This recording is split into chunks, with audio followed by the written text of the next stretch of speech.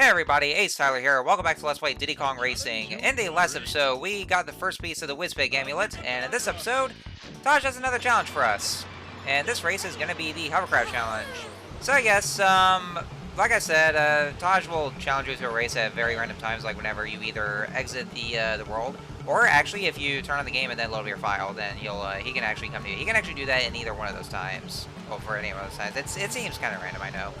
So anyway, Hovercraft Challenge, and this is actually our first use of the Hovercraft itself. And as you can see, the Hovercraft is best used for water-type races. Well, basically just, racing on water. I gotta say, though, I don't like this thing. Yeah, the Hovercraft sucks. And reason being, it's the control. Well, the steering, basically. It's very, very clunky with just having to turn things around. I mean, it does have a good acceleration, especially on the water itself. I mean, it can still go on land. But on the water, it does have very good acceleration. But it's just the steering is very clunky.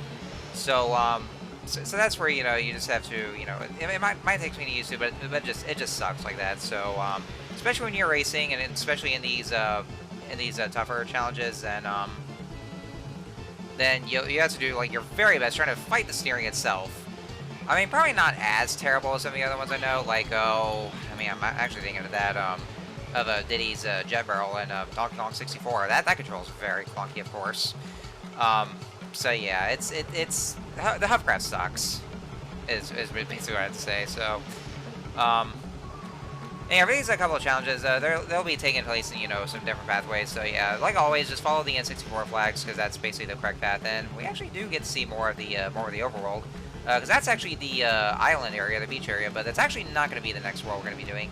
Also, as you can see, so if you, where you see, though, the head statue of Whizbig is, well, I mean, the head sculpture, or the rock carving, basically, for Whizbig. You can see it actually changed color to where it's actually showing his actual color on his face.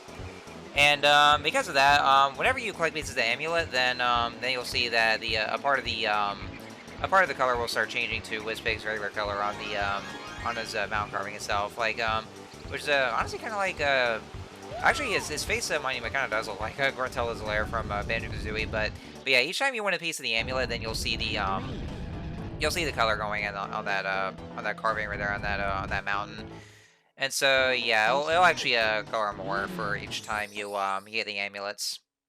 And once you get all four, then you'll be able to get into there. Anyway, so you're probably wondering why I'm going back to Ancient Lake at the moment. Well, actually, there's one more challenge that we have to do before we leave from Down in Domain.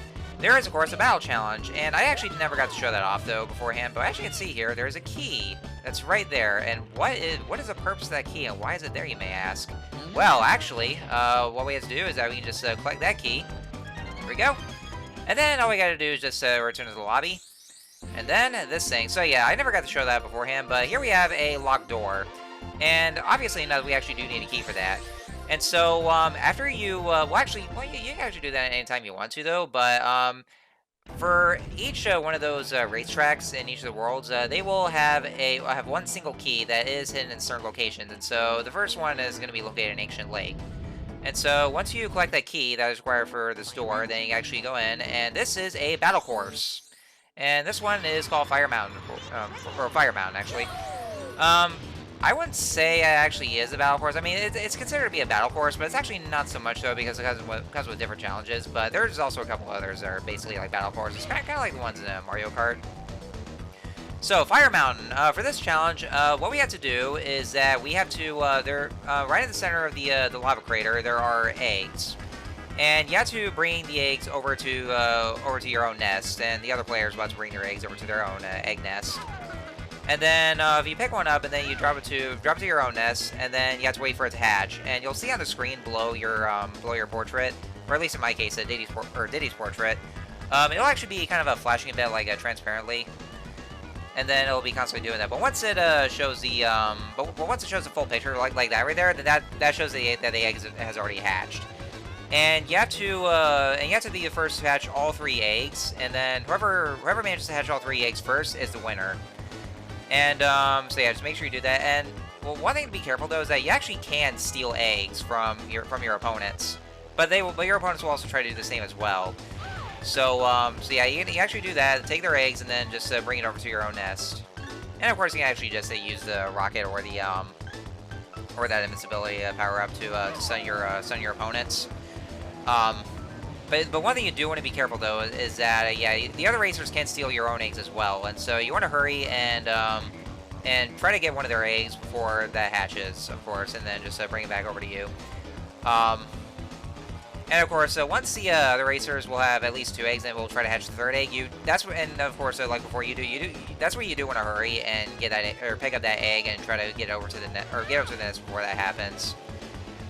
And then once you get to your 3rd egg, then just wait for that to hatch. And then you might want to just hope to God that the other racers try not to steal that egg. Of course, you just want to stun them. Now, Pepsi's trying to win, but too bad for her. I'm just going to pick this one up and then just go ahead and... Oh, and there we go.